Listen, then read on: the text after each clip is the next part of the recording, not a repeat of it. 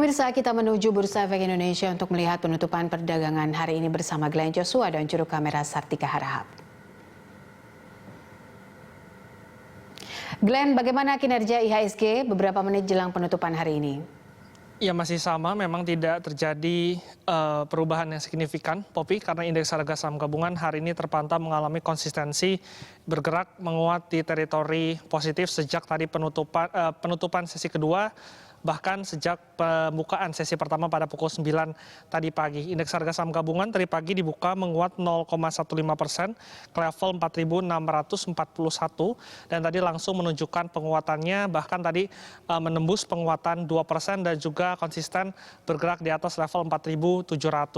Dan saat ini memang indeks harga saham gabungan juga menjelang penutupan masih sama, yaitu bergerak di rentan penguatan 1% hingga 1,5%.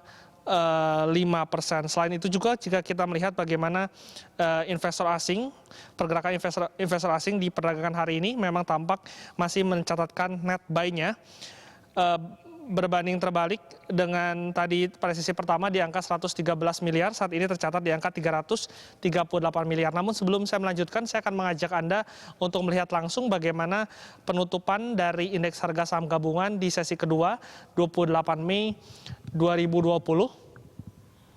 Tampak indeks saat ini masih berada di level 4.707,64, mengalami penguatan sebesar 1,42% atau 66,09 basis poin. Namun kita masih harus menunggu bagaimana pembaharuan data yang akan dilakukan oleh Bursa Efek Indonesia untuk bisa mengetahui secara pasti bagaimana posisi dari indeks di penutupan sesi kedua.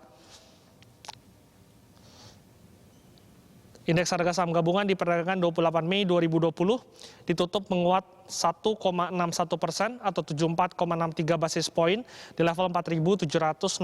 9,4 miliar lembar saham diperjualbelikan dengan nilai transaksi cukup tinggi, menembus angka 11,5 triliun rupiah. Sementara para investor sudah melakukan 730 ribu kali transaksi sepanjang perdagangan 28 Mei 2020.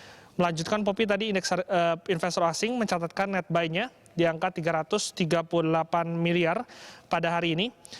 Aksi beli tercatat di angka 3,4 triliun berbanding dengan aksi jual di angka 3,1 triliun.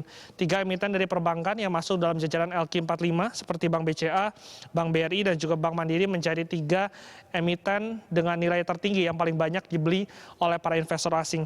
Bank Mandiri dibeli di angka 77 miliar rupiah, sementara investor asing membeli emiten BRI dengan total nilai 479 miliar dan juga Bank BCA di angka 463 miliar rupiah. Poppy. Ya, Glenn, lalu saham dan sektor apa saja yang paling mempengaruhi IHSG hingga sore ini? Ya, ada 7 sektor yang mempengaruhi ataupun menopang laju dari penguatan indeks harga saham gabungan. Penopang utamanya adalah finansial yang terapresiasi sebanyak 3,4%, dilanjutkan dengan industri aneka ragam sebanyak 3,3%, serta industri dasar yang juga mengalami penguatan sebanyak 2,6%. Emiten perbankan yang tadi saya sebutkan, yaitu Bank Mandiri, Bank BRI, dan juga Bank BCA menjadi emiten dengan penopang penguatan indeks harga saham gabungan di hari ini. Termasuk juga ada saham dari Astra International yang juga mengalami penguatan sebanyak 4,6%. Poppy. Baik, Glenn Joshua, terima kasih untuk informasinya melaporkan langsung dari Bursa Efek Indonesia.